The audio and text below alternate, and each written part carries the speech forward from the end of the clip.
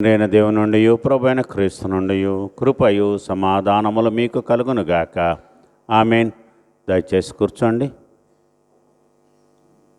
ప్రభునందు ప్రియ దేవుని సంగమా, ప్రభు అయిన యేసుక్రీస్తు నామమున మరి ఒకసారి మీకందరికీ అరుణోదయ అడ్వెంట్ శుభాలను తెలియజేస్తున్నాను.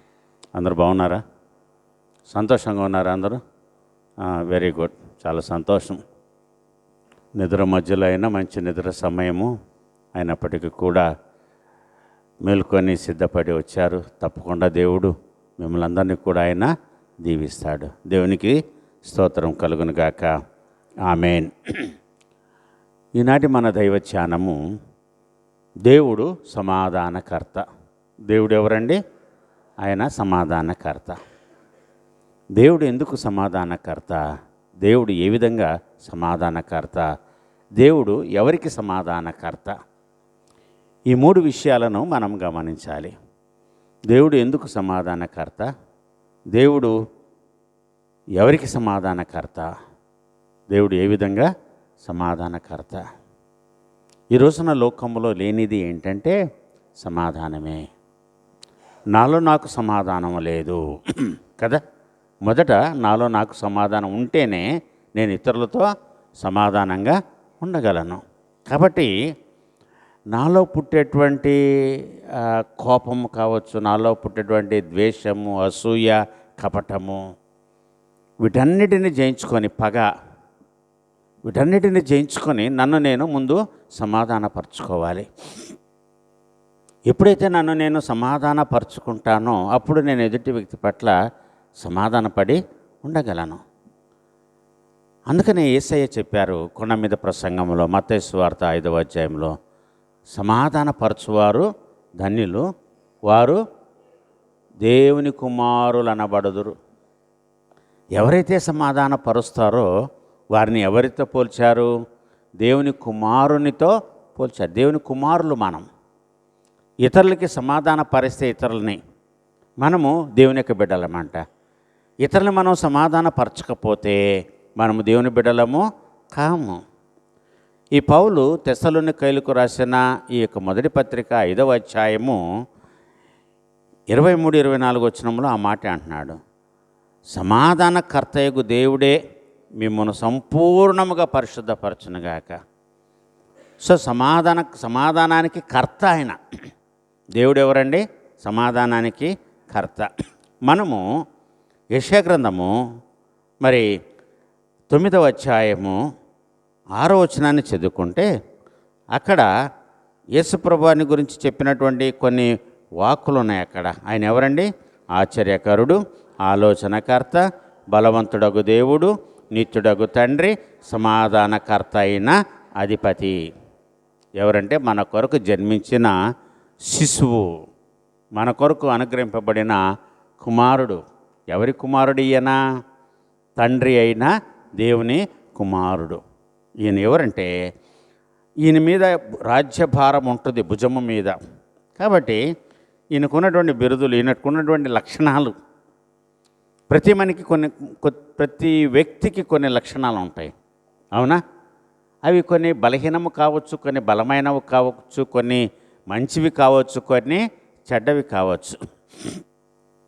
ఈ లక్షణాల్లో యేసయ్యను గురించి చెప్పిన మాట ఏంటంటే ఆయన ఆశ్చర్యకరుడు, ఆలోచనకర్త, బలవంతుడగు దేవుడు, నిత్యుడగు తండ్రి, సమాధానకర్తయగు అధిపతి అని అతనికి పేరు పెట్టబడును.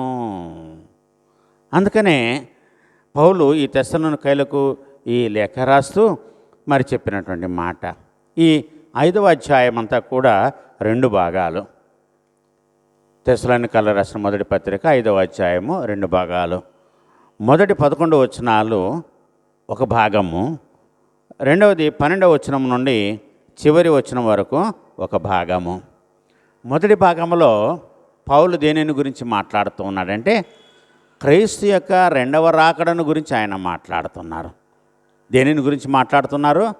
క్రీస్తు యొక్క 2వ రాకడను గురించి ఆయన మాట్లాడుతున్నాడు. ఇందాక మనం చక్కటి పాట పాడుకున్నాం.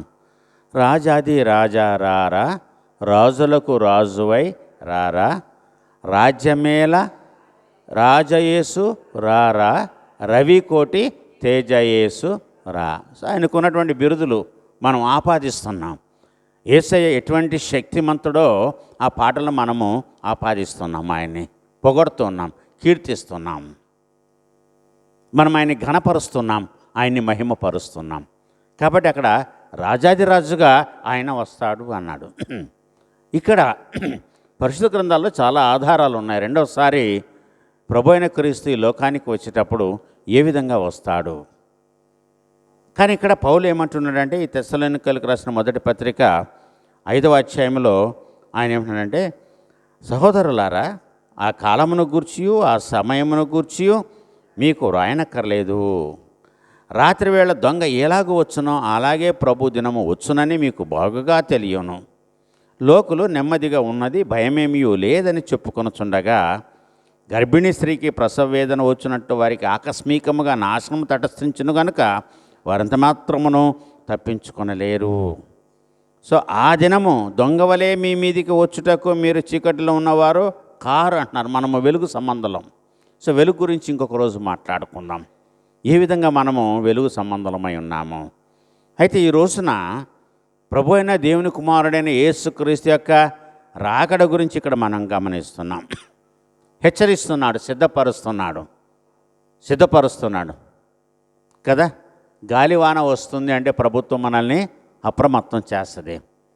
మీరు పాత ఇళ్లలో ఉండకండి, పడిపోయే ఇళ్ల చోట ఉండకండి, చెట్ల దగ్గర ఉండకండి, పాత గోడల దగ్గర మీరు నిలువబడద్దండి, సురక్షితమైనటువంటి ప్రదేశాలకు వెళ్ళండి. హెచ్చరిక. ఎందుకంటే ప్రాణాలు కాపాడుకోవడానికి. మరి ఆత్మలను కాపాడుకోవాలి కదా. ప్రాణము ముఖ్యమా, ఆత్మ ముఖ్యమా? సో ప్రతి మనిషిలో ఏంటి ఉన్నాయి అక్కడ? ఆత్మ ఉంది, జీవం ఉంది, శరీరం ఉంది. ఏమేమి ఉన్నాయి? ఆత్మ, జీవము, శరీరము. సో ఈ యొక్క ఆత్మ, జీవం అని కూడా దేవుడు శరీరములో ఇమిడ్చాడు. మట్టితో చేయబడినటువంటి ఈ యొక్క శరీరములో దేవుడు ఏమిచ్చాడంటే ఆత్మను పెట్టాడు, ఆయన జీవాన్ని పెట్టాడు. చూడండి అక్కడ ఏమంటున్నాడు పౌలు, సమాధానకర్తయగు దేవుడే మిమ్మల్ని సంపూర్ణముగా పరిశుద్ధపరచునుగాక. కారణం మీ ఆత్మయు జీవమును శరీరమును మన ప్రభు అయిన యేసుక్రీస్తు రాకడయందు నిందారహితముగాను సంపూర్ణముగాను ఉండనట్లు కాపాడబడునుగాక అంటున్నాడు. ఏ విధంగా కాపాడుకోవాలి మనము? ఆత్మని ఏ విధంగా కాపాడుకోవాలి? మనలో ఉన్న జీవాన్ని మనం ఏ విధంగా కాపాడుకోవాలి? మన శరీరాన్ని మనం ఏ విధంగా కాపాడుకోవాలి? ఆత్మను, జీవాన్ని మనం కాపాడుకోకపోతే శరీరము మట్టిది కాబట్టి అది మట్టి అయిపోతుందండి. ఇది మట్టిది కాకుండా మనం దీన్ని ఆపలేము. ఎన్ని సంవత్సరాలైనా ఏదో ఒక రోజున దాన్ని సమాధి చేయవలసిందే. మట్టిది, వెనుకటిది మట్టిది మన్నైపోవును, ఆత్మ తాను దయచేసిన దేవుని యొద్దకు చేరును, మరలా చేరుతుంది. కాబట్టి మనిషిలో ఉండేటువంటి ఈ మూడు చూస్తే మనము, మొదటిది ఆత్మ, రెండవది జీవము, మూడవది శరీరము. శరీరానికి చివరి ప్రాధాన్యత ఇచ్చాడు. మనం శరీరం మీద ఎక్కువ ఆసక్తి చూపుతాము, కానీ జీవితము మీద ఆసక్తి చూపము. మనము ఆత్మ మీద ఆసక్తి చూపము. పౌలు రోమిలకు రాసిన పత్రికల్లో చెప్తాడు, శరీరానుసారులు ఆత్మానుసారులు అంటారు. శరీరానుసారులు శారీరక క్రియలను తలపెట్టి చేస్తారు, ఆత్మానుసారులు ఆత్మ సంబంధమైనటువంటి పనులను చేస్తాడు. శరీరము ఆత్మకును, ఆత్మ శరీరమునకును విరోధంగా ఉండి రెండు పోరాడతాయి అంట. ఆత్మ చేయొద్దు అంటదంట కొన్ని పనులను. ఆత్మ ఏ పనులైతే చేయొద్దు అంటదో శరీరం ఆ పనులనే చేసి మలినమైపోతుంది, అపవిత్రమైపోతుంది. శరీరము చెడిపోతుంది, శరీరము కుళ్ళిపోతుంది, శరీరము కృషించిపోతుంది. ఎందుకంటే ఆత్మ ప్రబోధము విననప్పుడు, ఆత్మ బోధించిన వాక్కులను వినకుండా జీవించినప్పుడు ఆత్మ అక్కడ ఉండదు, ఇంకా వెళ్ళిపోతుంది. శరీరము నా మాట విన్నప్పుడు ఈ రక్త మాంసాలు దేవుని యొక్క రాజ్యాన్ని స్వతంత్రించుకోవని చెప్పిన తర్వాత శరీరము నా మాట విన్నప్పుడు ఈ కుళ్ళిపోయిన శరీరములో నేను ఎందుకు ఉండాలి? ఆత్మ చాలా బలమైనదండి. ఆత్మ చాలా బలమైనది. కాబట్టి మనలో ఉన్నటువంటి ఆత్మను మనము పోగొట్టుకోకూడదు, కృంగతీయకూడదు. కాబట్టి ఇక్కడ పౌలు అంటున్నాడు, మీరు ఎలాగ ఉండాలంటే నిందారహితులుగా ఉండాలి. దేవుడైన యెహోవా అబ్రహామును పిలిచినప్పుడు అబ్రహాముతో ఏమన్నాడంటే, నీవు నా సన్నిధిలో నిందారహితుడుగా ఉండు. ఏ వ్యక్తి కూడా, ఏ మనుషుడు కూడా, ఏ పురుషుడు కూడా, ఏ స్త్రీ కూడా నిందారహితులుగా ఉండకూడదు. నిందల పాలు మనము కాకూడదు, చూసుకోవాలి. అపనిందలు పడేయట్లుగా మన ప్రవర్తన ఉండకూడదు, మన యొక్క జీవితం ఉండకూడదు. ప్రభునందు ప్రియులారా, పౌలు చక్కగా చెప్తున్నాడు. ఆయన సంపూర్ణముగా మనల్ని ఎవరు పవిత్రపరిచేది ఎవరంటే దేవుడే. సమాధానానికి కర్త అయిన దేవుడే మనలనందరినీ కూడా ఆయన సంపూర్ణముగా పరిశుద్ధపరుస్తాడు. అందుకనే లేవియ కాండములో యెహోవా దేవుడు చెప్పాడు, మీ దేవుడనైన యెహోవాను నేను పరిశుద్ధుడును గనక మీరును పరిశుద్ధులయ్యుండుడి. లేవియ కాండము 11వ అధ్యాయము 9వ వచనము 44వ వచనం అనుకుంటా. మీ దేవుడనైన యెహోవాను నేను పరిశుద్ధుడును గనక మీరును పరిశుద్ధులై ఉండండి, పరిశుద్ధులగునట్లుగా మిమ్మల్ని మీరు చూసుకోండి. ఒక హెచ్చరిక ఇచ్చాడు. మన మీద మనం మీకు బురద పడకుండా మనం జాగ్రత్త పడాలి కదా. మనం కొత్త బట్టలు వేసుకుంటాం, కొత్త బట్టలు నలిగిపోకుండా చూసుకుంటాం. ఎందుకని చెప్పండి? అవి కొత్తవి కాబట్టి. రెండోది ఖరీదైనవి కాబట్టి. అవి చీకిపోయేవి, చెనిగిపోయేవి, వాసన కొట్టేవి. కానీ బట్టలకే మనం అంత ప్రాధాన్యత ఇస్తే, డబ్బులకి అంత ప్రాధాన్యత ఇస్తే, దేవుని యొక్క ఆత్మకు మనం ఎంత ప్రాధాన్యత ఇవ్వాలి? ప్రభునందు ప్రియులారా, ఉదయకాల సమయమున మనల్ని మనము పరిశీలన చేసుకోవాలి. ఏమంటాడండి ఇక్కడ? మీ ఆత్మ, మీ జీవము, శరీరము మన ప్రభు అయిన యేసుక్రీస్తు రాకడ వరకు. ఆయన ఎప్పుడు వస్తాడో మనకైతే తెలియదండి. ఆయన వస్తాడనే మనం ఎదురు చూస్తున్నాం, ఎదురు చూడాలి. ఎదురు చూసే దాంట్లో ఏముంటుంది? సంతోషం ఉంటుంది. ఒక దానిని గురించి, ఒక వ్యక్తిని గురించి మనం ఎదురు చూస్తున్నామంటే సంతోషం కలుగుతుంది కదా.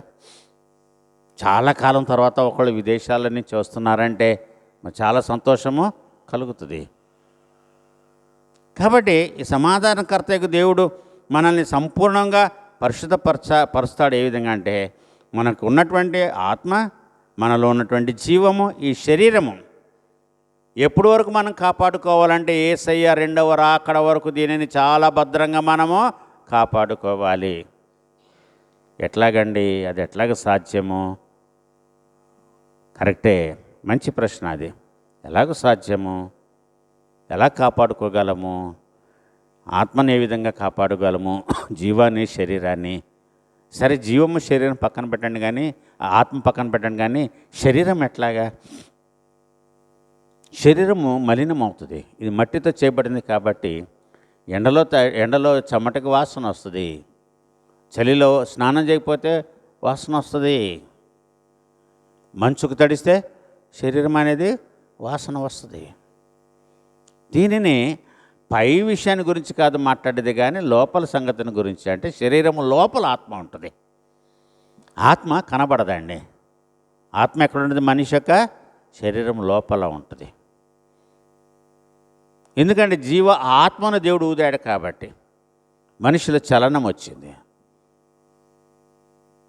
కనుక ఈ రోజున ఈ సమాధానకర్త అయినటువంటి దేవుడు మన ఎడలు చూపుచున్నటువంటి కృపను బట్టి ప్రభునందు ప్రియులారా, మనము చాలా జాగ్రత్తగా జీవించాలని ఒక పిలుపుని, ఒక హెచ్చరికను మనం ఇక్కడ ఈ రోజున మరి దేవుని యొక్క వాక్యంలో అపోస్తుడైన పౌలు యొక్క పిలుపు ద్వారా మనం ఇక్కడ వింటూ ఉన్నాం.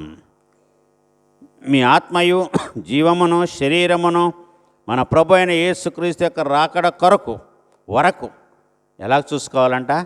నిందారహితముగాను సంపూర్ణముగాను ఉండునట్లు కాపాడబడును. దేవుడు కాపాడుతాడు. కాపాడాలి దేవుడు. ఆయన రాకడ వరకు మనమందరము కూడా నిలబడి ఉండాలి. ఆయన మనం చూడాలి. అందుకనే పిలుస్తున్నాము, రాజాది రాజా రారా, రాజులకు రాజువై రా. రాజులకు రాజుగా నువ్వు రాజాది రాజువయ్యా. రాజులకు రాజు ఆయన, రాజాది రాజుడు. ఆ రాజాది రాజుని రాజ్యం ఏలడానికి యూదులకు రాజు నువ్వేనా అని అడిగాడు పిలాతు. అవును, నీవు అన్నట్టు నేను యూదులకు రాజునే. మరి నీ రాజ్యం ఎక్కడుంది? మీరు అనుకున్నట్టు నా రాజ్యము ఈ లోకానికి సంబంధించింది కాదు. నా రాజ్యము పరలోకానికి సంబంధించింది.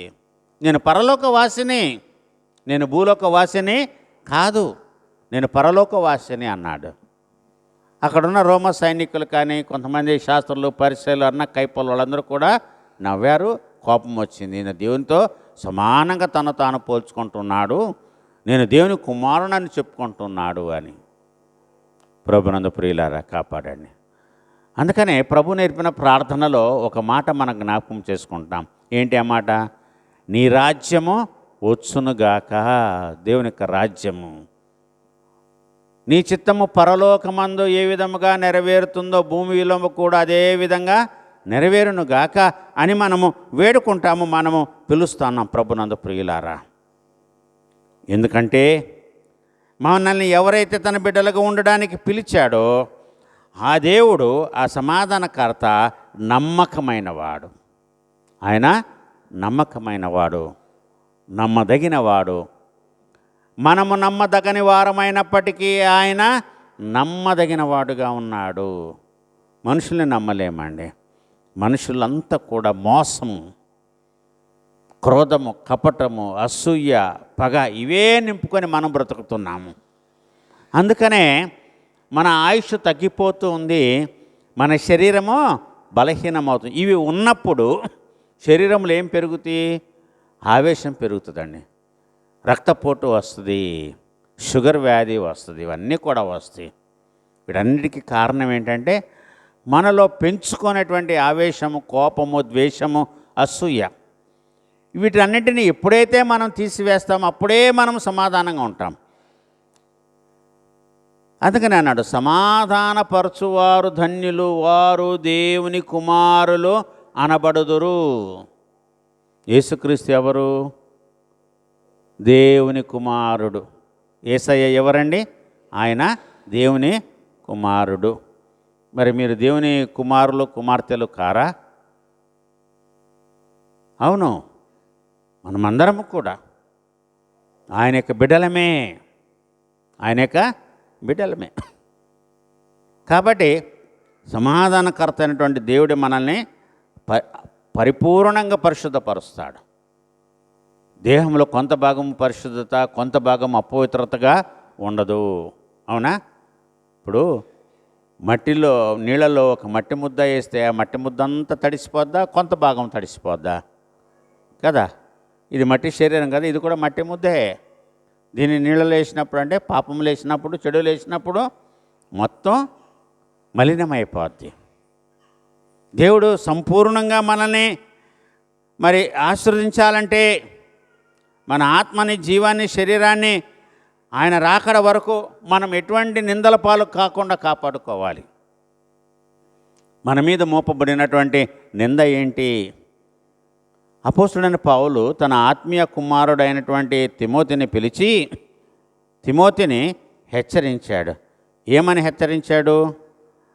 నీ యవ్వనమును బట్టి నిన్ను ఎవరు కూడా తృణీకరించకుండా నీ మాటలోనూ, ప్రవర్తనలోనూ, ప్రేమలోనూ, విశ్వాసములోనూ, పవిత్రతలోనూ విశ్వాసులకు మాదిరిగా ఉండాలి అని అన్నాడు. పౌలు తిమోతికి రాసిన మొదటి పత్రిక 4వ అధ్యాయము 11, 12 వచనములో. ఎందుకని? నేను వచ్చు పర్యంతము, పౌలు చెప్తున్నాడు, మళ్ళీ నేను వస్తాను నీ దగ్గరికి, నేను వచ్చు పర్యంతము చదువుట ఎందును, హెచ్చరించుట ఎందును, బోధించుట ఎందును జాగ్రత్తగా ఉండు.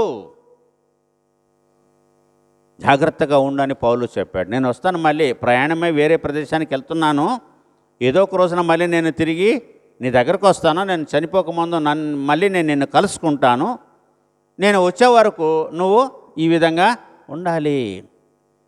సో దేవుని కుమారుడైన క్రీస్తు కూడా ఆయన రెండవ రాకడాలో మళ్ళీ తప్పకుండా వస్తాడు కాబట్టి, ప్రవచనాల నెరవేర్పు జరుగుతుంది కాబట్టి, మొదటి రాకడలో ఆయన కన్యమరియ గర్భం ద్వారా ఈ లోకానికి వచ్చాడు కాబట్టి, మరి రెండో రాకడలో కూడా ఆయన రాజాది రాజుగా విజయోత్సాహముతో ఆర్భాటముతో భూరం రోగినప్పుడు ఆయన ఈ లోకానికి వస్తాడనేటువంటి సత్యాన్ని పరిశుద్ధ లేఖనాలు మనకు సాక్ష్యాధారాలుగా ఉన్నాయి. కాబట్టి ప్రభునందు ప్రియులారా, ఆయన బిడలమైన మనమందరము కూడా ఈ లోకములో ఏ విధంగా ఉండాలి అని అంటే మనము నిందారహితులుగా ఉండాలి.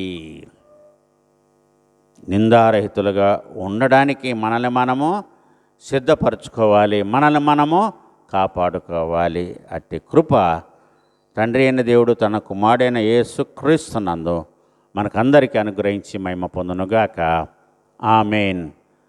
సమస్త జ్ఞానమునకు మించిన దేవునికి సమాధానము యేసుక్రీస్తు వలన మీ హృదయములకు మీ తలంపులకు కావలియునుగాక. ఆమేన్.